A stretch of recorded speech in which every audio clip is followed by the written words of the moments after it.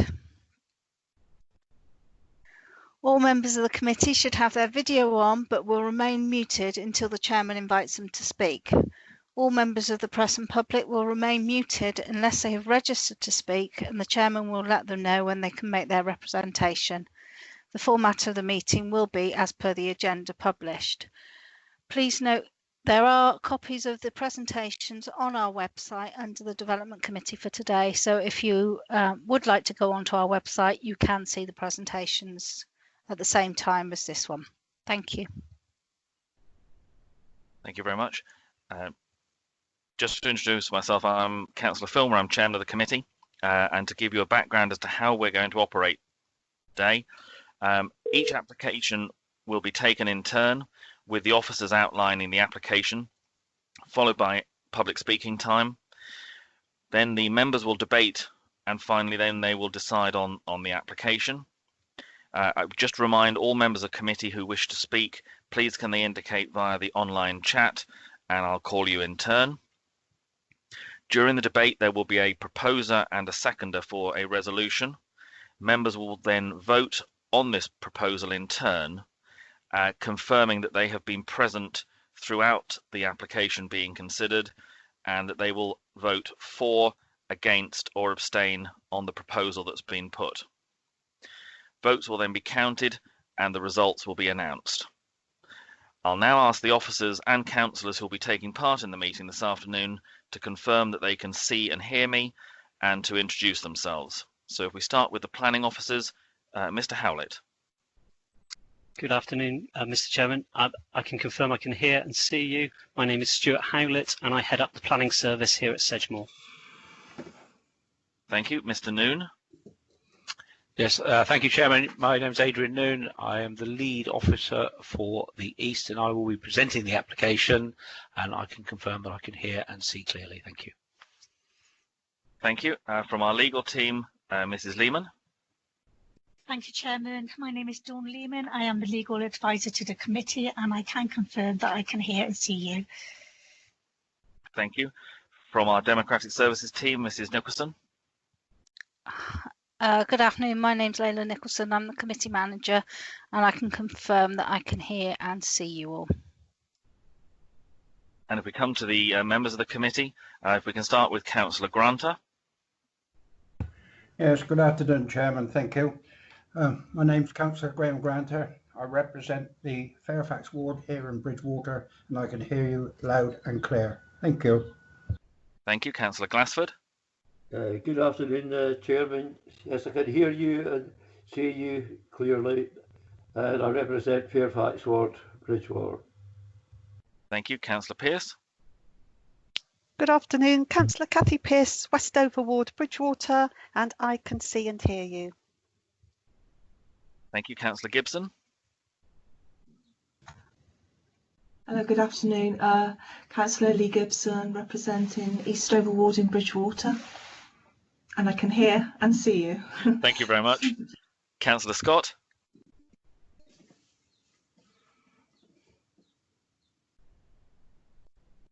Hello, Chairman. Yes, I can see and hear you all, and I'm the District Councillor for Axvale. Thank you. Thank you. Councillor Hendry. Sedgemoor District Councillor Alistair Hendry for Burnham-on-Sea Central, and I can see and hear everything, Chairman. Thank you. Thank you. Councillor Revens.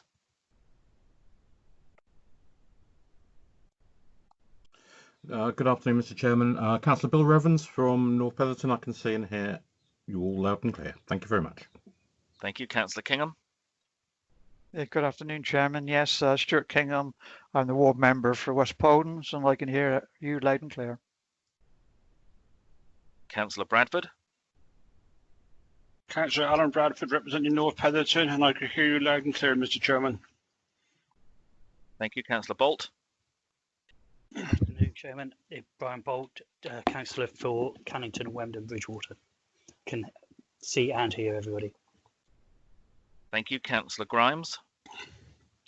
Thank you, Chairman. Councillor Tony Grimes, Deputy Chairman from Barrow. I can see and hear you clear. Thank you. Thank you very much. That's all the councillors present who will be taking part in the meeting today, obviously with myself. Just to mention also that there are members of the public present who will be able to hear the meeting during today's process, and also that we have councillors and officers from Sedgemoor who are also in the meeting but are here as observers, and that that includes the portfolio holder for development. If we move on to the agenda itself then, please. Item 1 for this afternoon is apologies for absence. Mrs. Nicholson, do we have any apologies for this afternoon, please? Apologies, Chairman. I was just sorting myself out a minute. I've received apologies from councillors Perry, Facey and Murphy. Thank you very much, and all other councillors are present. Item 2 on this afternoon is urgent business. I'm not advised that there is any urgent business that isn't covered by our agenda this afternoon. Item 3 is public speaking time. For members of the public, for those of you who've registered to speak, we'll take each application in turn. The officers will give the outline of the background and detail of the application, and then we'll ask you to present to the committee. What we'll actually do is Mrs. Nicholson will enable your microphone so that you can address us. Just to remind you, you do have 3 minutes to do that, and we will give you a 1-minute warning when you have a minute of that time left to go. Item 4 is declarations of interest. Do we have any declarations for this afternoon, please? I'm seeing no indications from any members at all. So that's fine. There are no declarations of interest. Just again, for members of the public, it's important that you know if members have had any engagement or involvement in an application that's coming before us. And obviously, as you've heard, we've got no declarations this afternoon at all.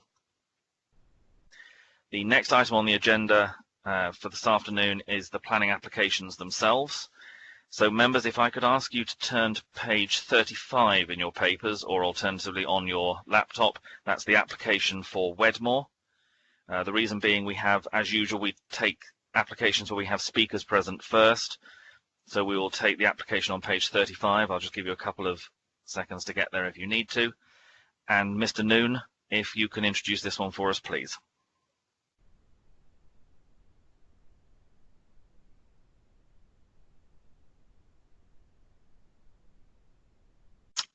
Okay.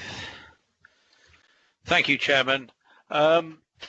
This application is for the erection of a dwelling, single dwelling with an outbuilding, land at the Hill, Mill Lane, Wedmore. Just a couple of clarifications, if I may, before I start the presentation in detail.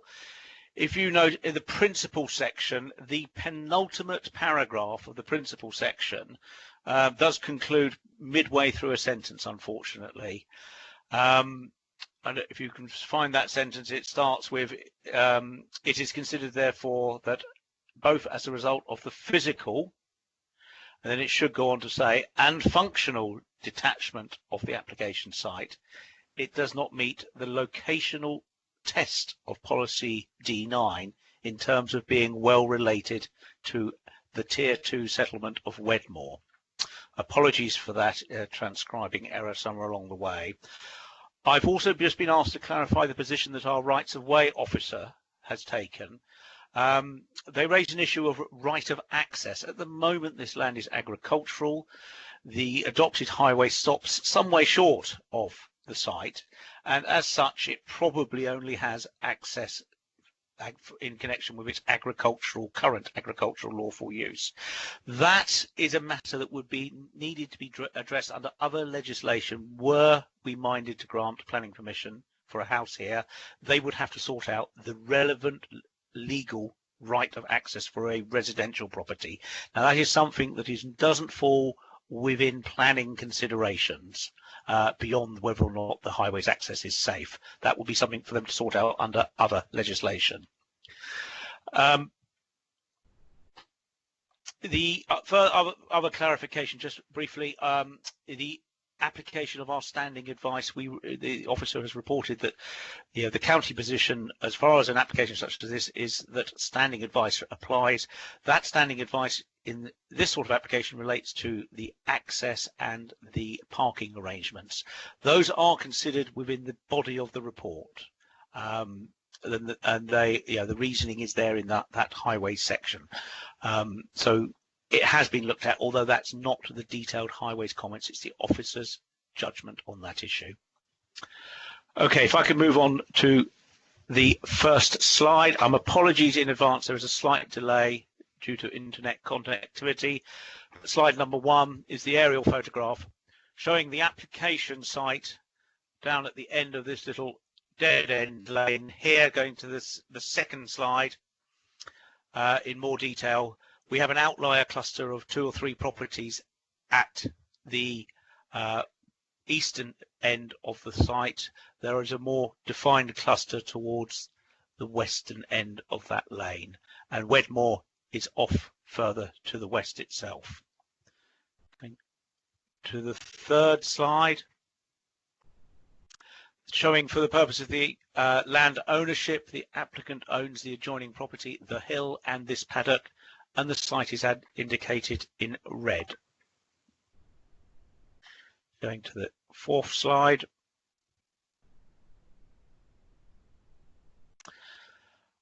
That is the elevation or drawings. The top one shows the existing house to the east.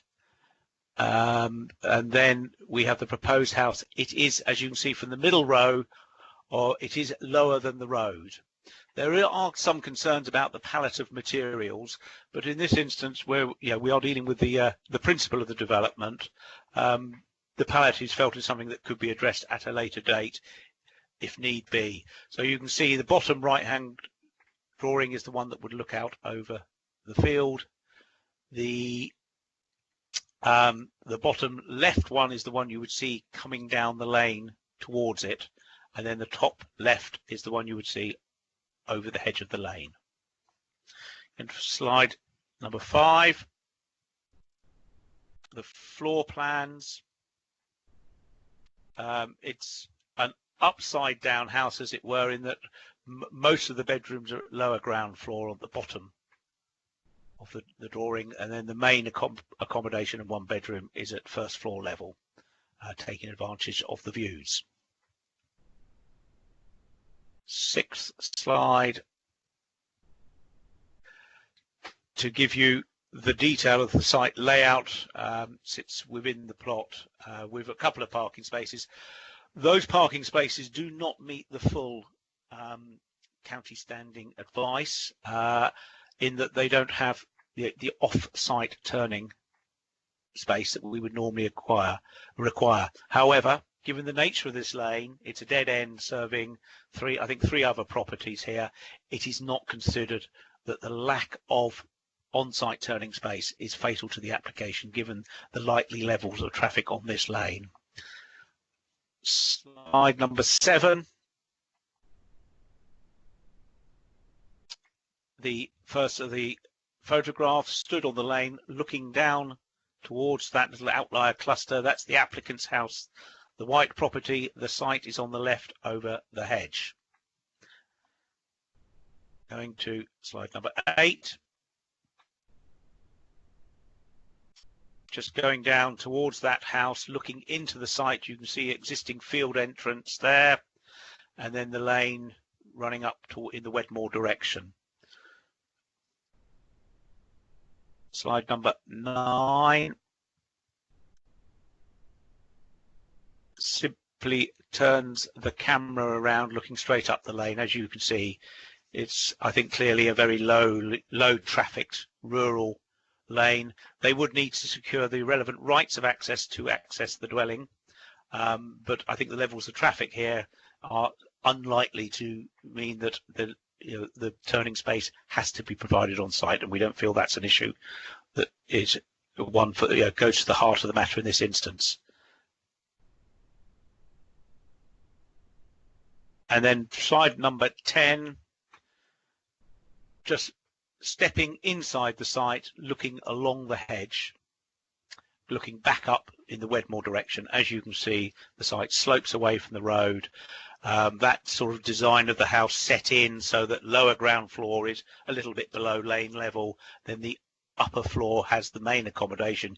You can see, looking off to the right, there are some fairly spectacular views, and I think we can understand why the internal layout would be what it is. And then slide number 11. This shows the plan from the local plan. That's Wedmore, with the green line showing the settlement boundary, the site ringed in red. As you can see, we are at some remove from the settlement boundary. That is a key issue in terms of a site outside of Wedmore. It does need to relate well to the settlement boundary, or to fall within a cluster of at least, I think it's 10 dwellings, to fit within the infill policy under CO2. Going on to the final slide.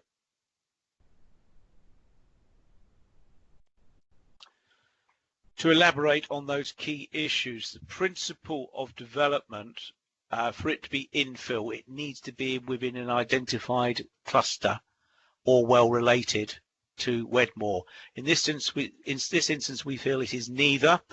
It is some distance beyond the little outlier cluster that could, in principle, comprise a suitable opportunity for infill development. It is in a little subcluster of that, of only 3 dwellings at some distance from that larger cluster, and as such is not considered to satisfy the requirements of CO2.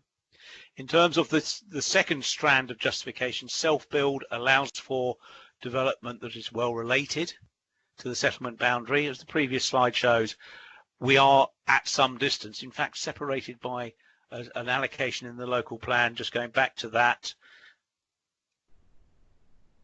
the green bit identified as D31 here, that's a sort of countryside designation that sort of seeks to safeguard countryside immediately around the settlement.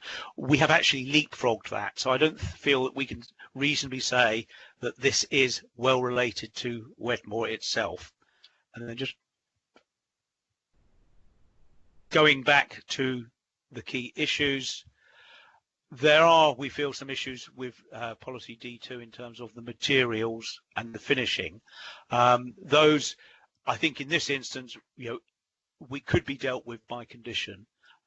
So we're not suggesting a standalone reason for refusal there.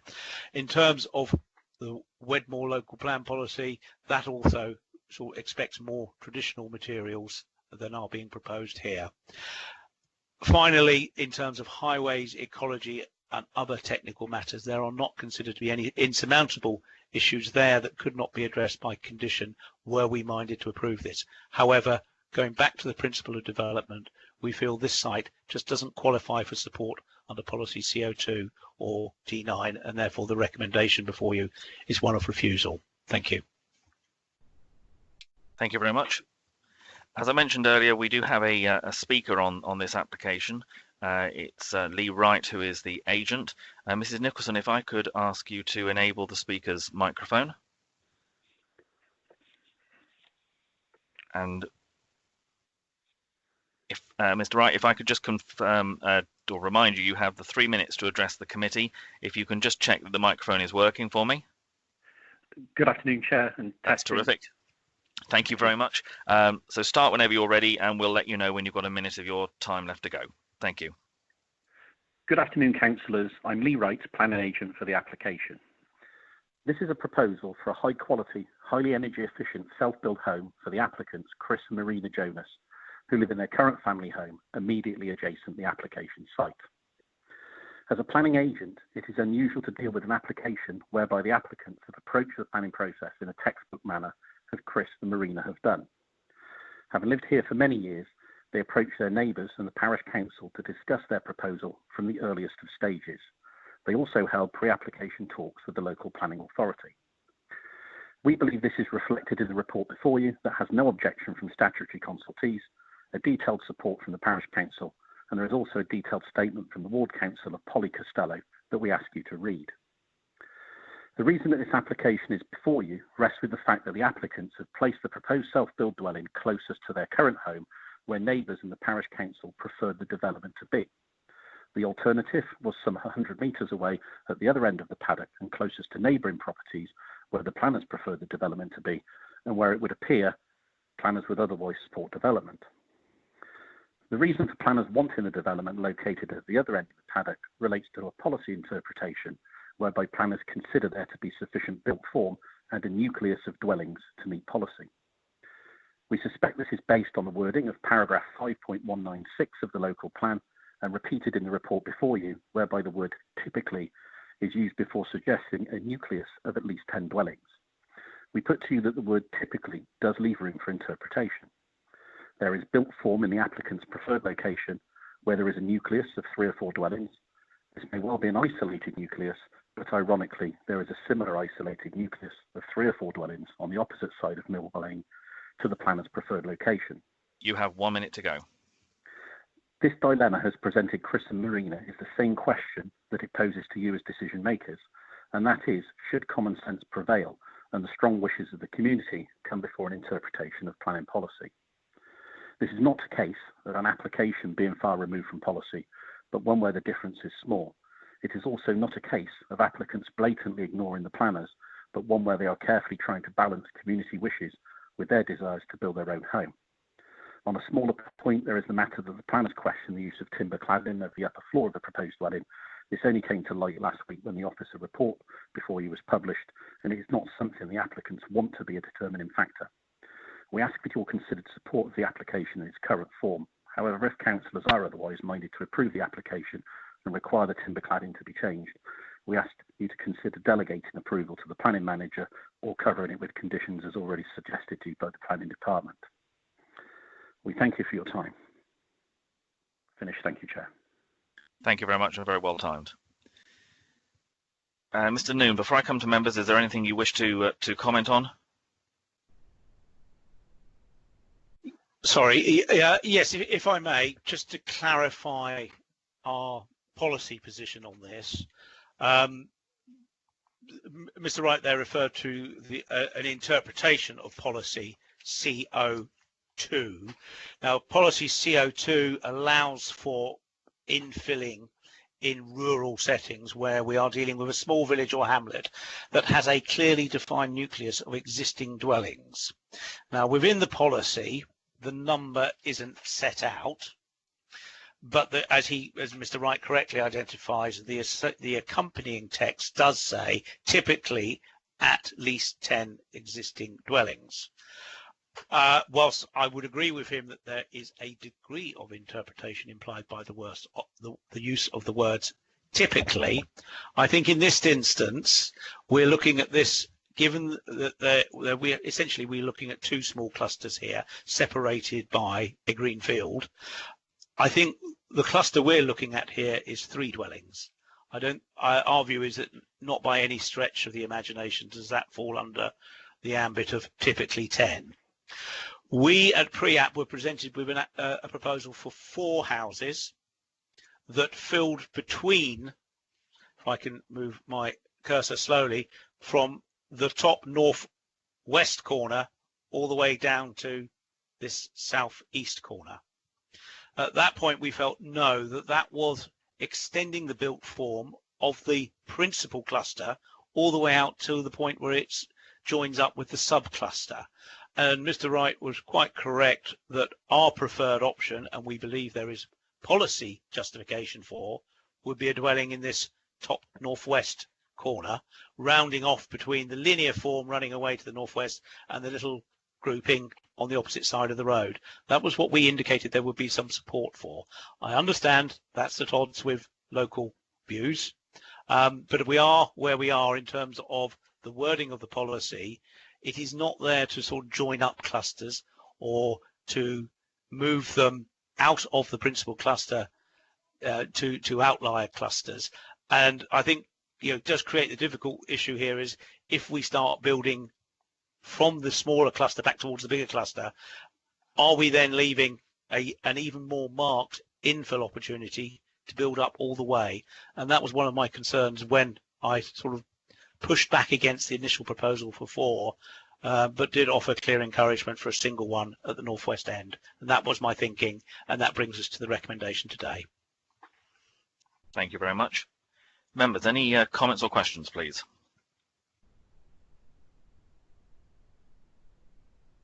Councillor Evans, would you like to start off? Thank you very much, Mr. Chairman. Good afternoon.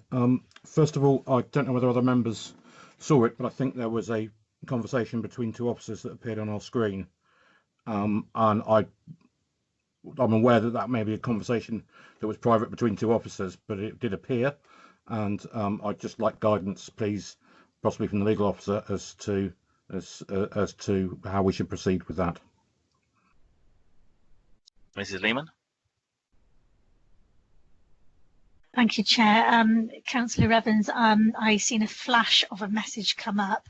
I wasn't able to read it and it disappeared very quickly, so I actually don't know what is in it. Do we know who sent the message? Maybe we can get some further guidance from the person who sent it. I'm assuming that it was on Mr. Noon's desktop, so I would assume. Yeah. I'm happy to clarify. I did send a message where I said a nice clear presentation. So as officers, obviously at a committee, we would normally be sat next to each other and can have a discussion about points to know when we come back, relevant or not. Effectively, it's not right that that's in front of members. That's a private discussion.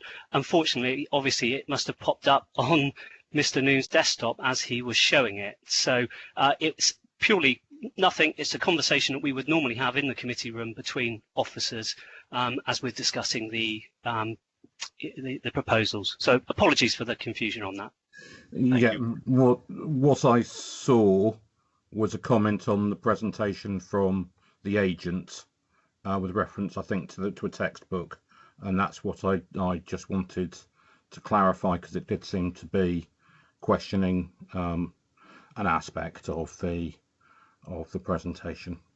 I think we're once again in the position with CO2 and D9 where we need a little bit more clarification and guidance than what is in the policy. I think we saw this morning, and we've seen with previous applications, that this policy has opened up a Pandora's box of possible applications, and we need some more specific guidance as to what some of the words in it mean.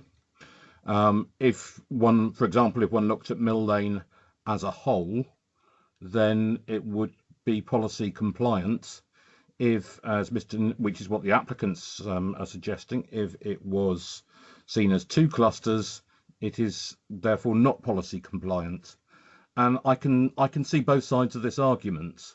And we therefore have a position where we really do need further guidance with these applications. So I do welcome that there is further guidance coming, but it makes it very, very difficult for us as members in the current position to be able to look at an application like this, as Mr. Noon suggested, and as the applicant's agent suggested, there was further context in the pre-application discussion as well. And I'd like to understand more about this application in total before making a decision. I think we've got quite a confused position. I note the ward members' comments. I note the parish council's comments, and it's very difficult to interpret. We're all clearly interpreting the same policy in different ways, which isn't helpful for this committee. I think you could legitimately vote both ways on this decision based on what I'm seeing in front of me and reading and rereading the policy. So I would say it's possibly the policy which needs clarification rather than the application itself. I'm not quite sure how to proceed with this, whether it's a deferral for further policy guidance or what at this stage. I certainly wouldn't at the moment be happy to pass this application, much as though I like some of the features that they've included, and I've got some sympathy with the applicants with what they're trying to achieve here.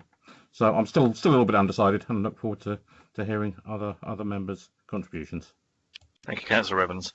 I have Councillor Granter and then Councillor Kingham. Councillor Granter. Yes, thank you, Chairman. I think we have a mirror image of our first application today out at Cannington, Rodway Hill. that didn't comply with D9 and CO2, and yet we haven't exactly another application in the countryside. I don't think we can be treating this application any different than we did with the first one. I think with the officer's help in trying to locate this new dwelling that would be acceptable to both parties, I think that is a way out for the applicants to do that. And at the moment, with the current situation as it is, then I would recommend the officer's recommendation on this of refusing until we get new policy, or the applicants would like to consider moving the proposed dwelling from one end of the lane to the other. Thank you. Thank you very much. I have a number of councillors who have indicated, Councillors Kingham, Pearce and Bradford. So if we start with Councillor Kingham. Yep, thank you, Chairman. Yes, as our Councillor Granter was saying, there's a similar application, similar in its way as the one we had this morning. But on the other hand, this does has a little bit more flexibility in it. I know the location, it is right on the ridge line and it is very visible for miles around. And as you can see, if it was moved to the other end of the field, then I think it would probably be more acceptable, and I would be more of a support in that. But at the moment, I'm keeping an open mind. Thank you. Thank you, Councillor Pearce. Thank you, Chairman. Yeah, I mean, the design to me looks good, and the views, so I can understand why they would wish to build there. But as others have said, it's the same principle as the application that we refused this morning.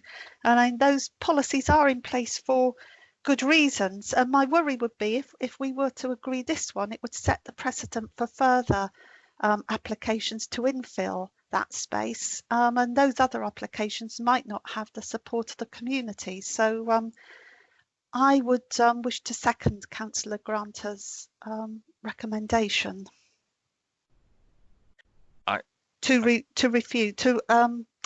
for the officer's recommendation to refuse. Understand. I just want to double check with Councillor Granter whether he actually made a formal proposition or whether he was just. Yes, Chairman, I did. Okay. Thank you. That's fine. Inserts the proposed by Councillor Granter, seconded by Councillor Pearce. Councillor Bradford. Thank you, Mr. Chairman. I don't want to sound boring, but a lot of it's been said already, I think, and it's a very difficult one. This isn't, when you look at what this morning, we don't want to be accused of double standards, do we? But there is a slight difference, I think, with the one at Wedmore. All I'm going to say is, would it make a difference if you could view these things and you can kind of get it in your own mind, get it in your picture? I know we can't do this, but at some stage, this lockdown is going to stop, and it may well be a deferral might well be the thing on this one. And I read what Polly's wrote. You know, she's a lady for common sense, just like I am, and I understand exactly what she's saying. But it is a bit difficult to approve this one and turn the one down this morning, I think, personally, as a planning committee. I would hate to be accused of double standards, but I understand exactly what they're doing. And to view a property or view a place is so much different. Bit like a farmer going to buy 5 acres. You ain't going to do it sat around a table. You ain't going to listen to anybody else. You're going to look at it with his own eyes, right? And the good old story is the eye doesn't lie, right? And you straight away you can pick up the right picture. Thank you for that, Mr. Chairman. Thank you, Councillor Bradford. Are there any other members who wish to comment or raise any questions? I'm not seeing anyone on the chat room for that. So as things stand at the moment, I have a proposition moved by Councillor Grant, seconded by Councillor Pearce, to go with the officer's recommendation of refusal. I will come round to the members in turn for their votes. So if we can start, please, let's start with Councillor Grunter. Just to confirm also, Councillor Grunter, before you actually comment, for everyone who votes, if you can make it very clear that you're voting either for, against, or abstaining on the proposal that's been moved and seconded, and obviously also to confirm that you've been present throughout the discussion of that item. Councillor Grunter.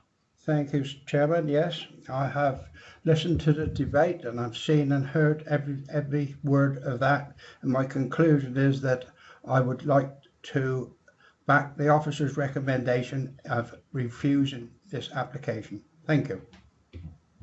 So you're for the proposal. So I'm for the proposal. Yes. Thank you. Councillor Glassford. Yes, thank you, Chairman. I've seen and heard the discussion in that, and I'm for the application. Again, Councillor Glassford, just to be clear, are you said you're for the application? The proposal is for refusal. Yes, so are you for refusal, yes, or you're for granting it? No, for the refusal, the recommendation. Okay, thank you very much. That's clear. Councillor Pearce. Thank you, Chairman. I confirm I've seen and heard the whole discussion and I am for the officer's recommendation to refuse. Thank you. Councillor Gibson. Hello, yeah, I've heard and seen the full application on screen and heard all that's been said. I'm for the proposal of the officers. Thank you very much. Councillor Scott. Yeah, thank you, Chairman. I've seen and heard everything that's been discussed, and I'm for the officer's recommendation. Thank you. Thank you. Councillor Hendry. Good afternoon, Mr. Chairman. We can't have double standards here, so I have to go with for the recommendation. Thank you. Councillor Revens. Thank you, Mr. Chairman. I've seen and heard the presentation, and I will abstain. Thank you. Councillor Kingham. Yeah, thank you, Chairman. Yes, I've heard all that's been said about the application, and I'm for the recommendation from the officers. Thank you. Councillor Bradford. I've heard everything that's been said, Mr. Chairman, and I'll fully support the officer. Councillor Bolt.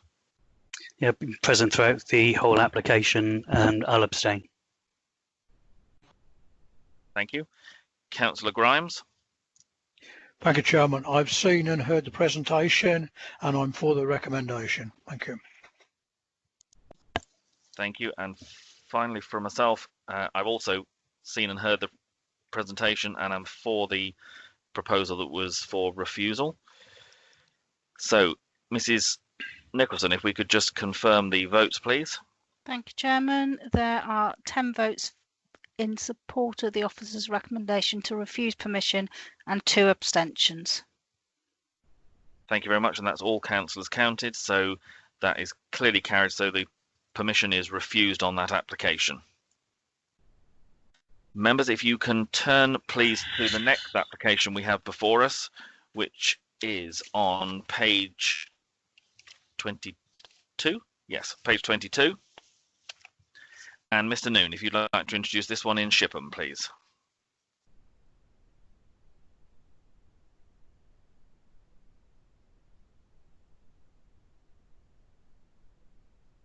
Mr. Noon.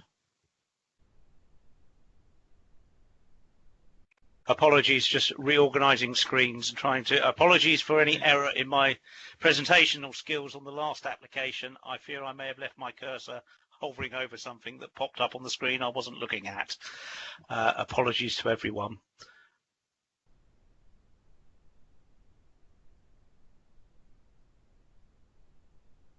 Thank you. If you'd like to introduce Shipham whenever you're ready. Okay. This one is a retrospective application that seeks to regularise works that have been carried out to alter the existing access and create an area of hard standing for parking adjacent to the road. I've just been asked to clarify a couple of things in the officer's report. Firstly, in terms of the position the AONB officer has taken, she was involved in discussions about the amendments to the scheme, which has been substantially reduced in the area of hard standing, and the width of the access has been reduced as well. Her primary concern in those negotiations was to address the width of the access. At the time, she was understood to be happy with the changes, and although we reconsulted everyone, we were never expecting any further comments from her, as she had inputted fully in the negotiations and was understood to be happy with the agreed scheme. So that reflects why there are no additional comments in the report.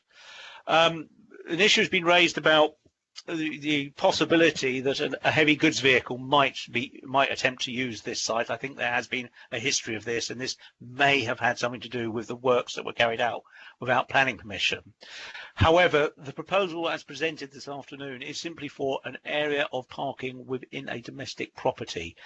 If anyone wanted to use that for an HGV, I think we would take the view that that is not ancillary to the residential occupation of a dwelling, and that would generally need planning permission. Condition 2 in the recommendation addresses this point and restricts it to just the residential use. In terms of the works, just to sort of underline that the proposal here is essentially the reinstatement of the original dimensions of the access at 3.8 metres. Whilst we haven't had tracking drawings, it's not been considered reasonable or necessary to get tracking drawings for a simple domestic access, but the configuration is such that it would be, going back to the first point, it would be very hard for an HGV to use, but we would have control if that situation were to arise. Just to move on to the slides, going to the first slide, an aerial photograph showing the site on the northern side of the road. That's very much a rural country lane leading through. It just joins up the two parallel roads you can see on either side of this slide, but serves a very few residential properties, mostly agriculture. Let's go to the next slide. In closer detail there, you can see that the property itself is set well back from the road. The access curves in from the road. There is a considerable height difference between the road and the property. The works have been carried out adjacent to the roadside hedge, which has been thinned substantially as a result. But the works comprise of creating hard standing and a certain amount of excavation to create an enlarged area. Go to the next slide, number 3. Just to show the extent of the property, this is just simply really for locational properties, but it's a substantial bungalow set well back from the road. Go to the 4th slide. This is the scheme that we found when we went out and undertook our enforcement investigations, and as per the original submission of this application. As you can see, the roadside hedge has been pulled back to the right on this drawing, and there is marked by the zigzag, the wiggly lines. There is the land has been cut back to create this substantial area. In this area here, my cursor is, of a large area of hard standing, and then the bank has been cut back into. Going to the 5th slide, this is the scheme that has been renegotiated with the heavy input of the AONB officer. As you can see, firstly, the roadside hedge is extended back to the point of access, which is then narrowed to 3.8 metres. The area of hard standing is reduced down to this area here. Hopefully my cursor is visible at that end. And then the shaded green area all around here is regraded banks, so reinstating the original landform and landscaping it. So as a result, from the road, the hedge is beefed up, replanted where it's been removed. The point of access into this area is reduced back down to its original area, original size, and then the parking area behind that is much reduced from what was there when we investigated. Going to the 6th slide.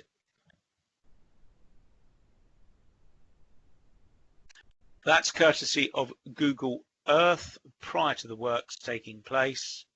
As you can see, the property is up at the top there. curved drive leading up to it, and then you can see it was just an area of banked grass in behind. Okay, 7th slide.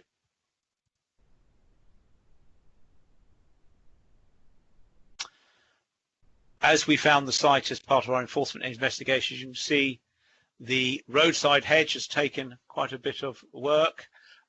Very wide area has been opened up and hard standings laid, and you can see there's quite a scar where the earth has been cut back.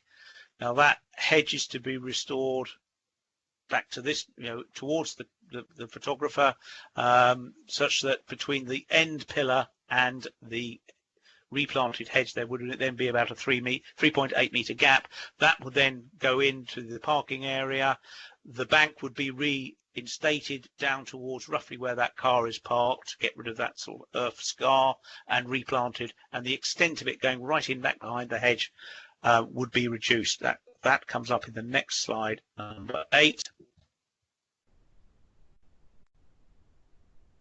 And you can see there, so it stood just behind the white car in the previous photograph. That's the extent there. That far end is now grassed back over and a much smaller area of parking retained. Going to slide number 9, the final slide, key considerations.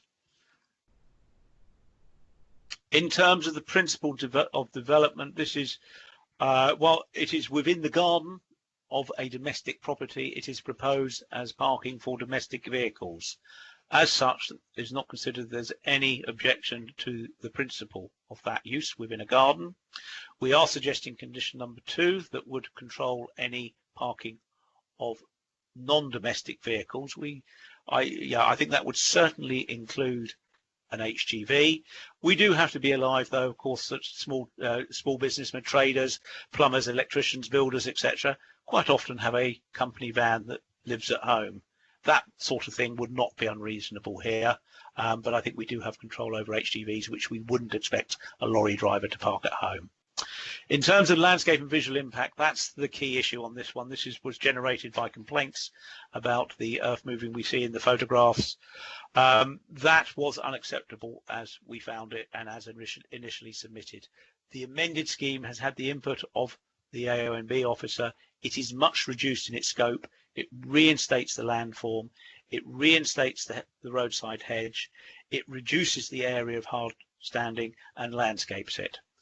And from that point of view, it is considered acceptable. In terms of highways and parking, this is a quiet rural road. The parking area that is proposed would rely to a certain extent on the adjoining drive, main drive up to the house, to provide some turning area.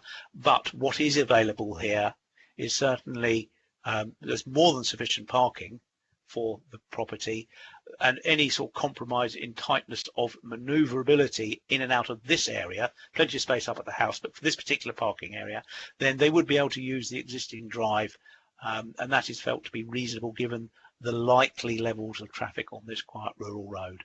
And on that basis, the amended scheme is recommended for approval. Thank you very much. Thank you very much. Members, are there any comments or questions, please?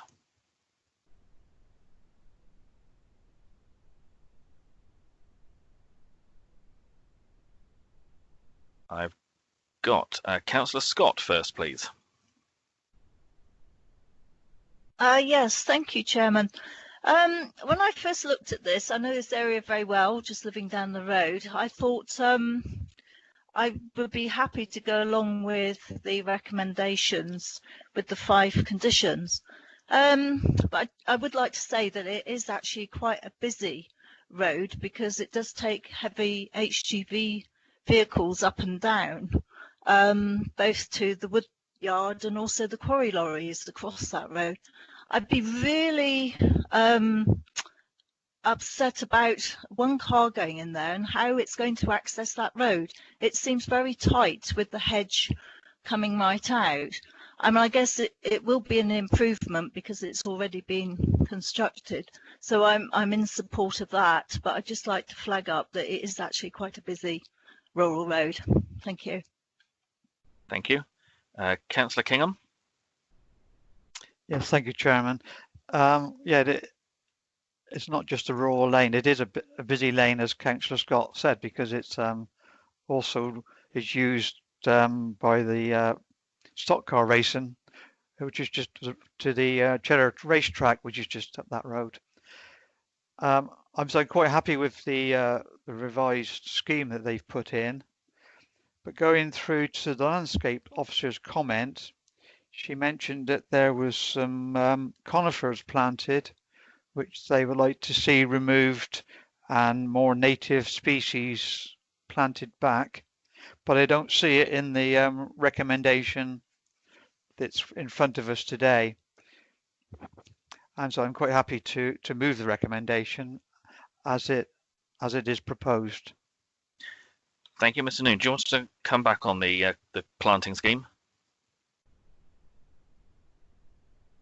Yes. I think if we go back to the photographs without, I don't know if that is a sort of the conifers there that the landscape officer was referring to, or whether or not, I believe it may have been something in the original landscaping scheme that's now amended as part of the application. But in terms of the proposed conditions, just going to those now, we are suggesting, because obviously it's retrospective, so we need to be sure that the conditions are sort of complied with in a timely manner.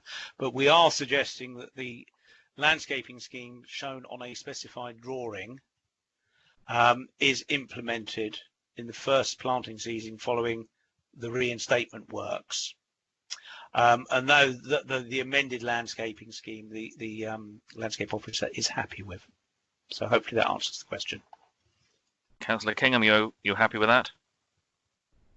Yeah, just I'm happy with that, Chairman, and I would like to move the recommendation. Thank you very much. I've got Councillor Grimes and Councillor Granter, so Councillor Grimes. Thank you, Chairman. Yes, tend to agree with Councillor Kingham. I think most of the concerns seem to be parking of the HGVs. That's why I think the entrance seems to be the answer to all this. I just hope that it isn't too wide, so you can easily get HGVs in there. But I'm quite happy with the recommendation as it stands, and I'm happy to second that. Thank you. Councillor Granter. Yes, thank you, Chairman. First of all, I'd like to congratulate the enforcement team on this one. Although it's not completely to my liking, I'd like to see the whole hedge reinstated, because it was retrospective, but they have done a very good job of watering down what was there before. I think Mr. Noon did answer my second question, what I was going to raise about the works, how long they would have to reinstate the hedge and all the other things that go with it. But I think he did touch on that just now, but that was just my question. But like I said, the enforcement team have done well to peg it back a little bit, and with the entrance on the 3.8, I'm sure that'll stop all the heavy material going in there. But like I said, I would like to have seen all the hedge reinstated and everything else put back as it was before. But we can't have everything, I don't suppose. Thank you. Thank you. Mr. Noon. Yes, thank you, Chairman. Just really to clarify the issue of the timing of all this, it's a retrospective application. The works on the ground do not have planning permission. This permission would be granted in good faith that the applicant would get on with it. We did initially try to, or we experimented with a condition that would require them to do the approved scheme within a certain time period. I think we were sticking our necks out a little bit too far, as the legal officer told us very quickly. Ultimately, we have to enforce to rectify the current situation if they choose not to implement this scheme for some reason. But having approved this scheme, the requirements of the enforcement notice would therefore be to implement this. So we have an oven-ready scheme that we can require them to do if we find ourselves in the position of having to take action to chivvy them along. Thank you very much.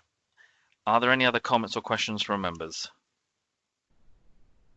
I'm not seeing anything in the chat box at the moment, so in which case we have a recommendation that has been moved and seconded to grant permission with the conditions as outlined, proposed by Councillor Kingham, seconded by Councillor Grimes.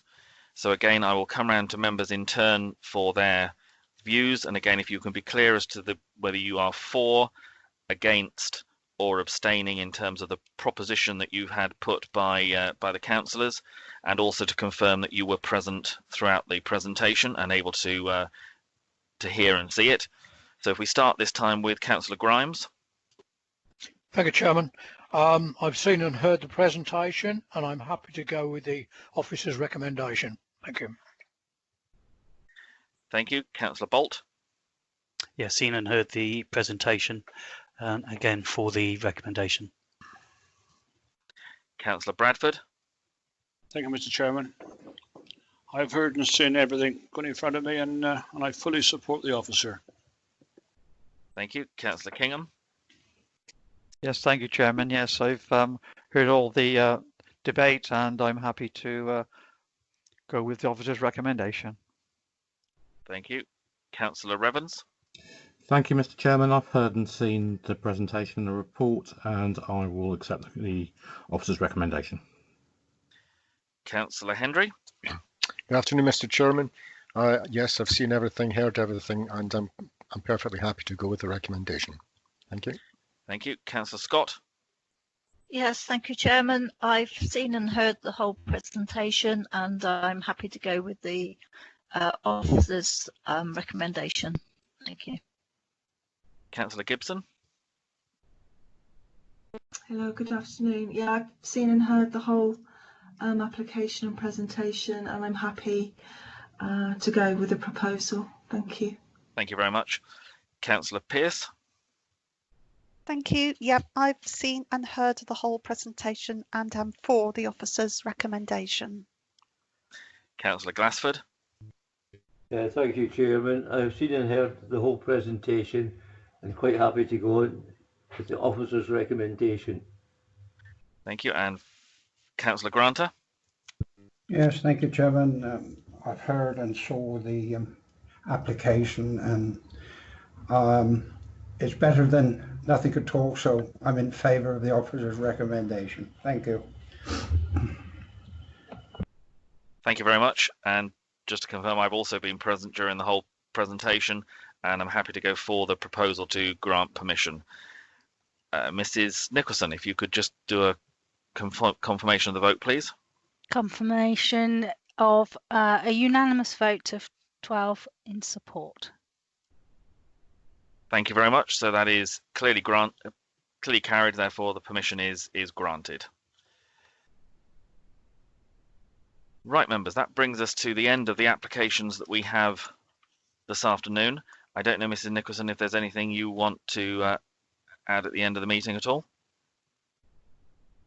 No, thank you very much for attending, and well done, everybody.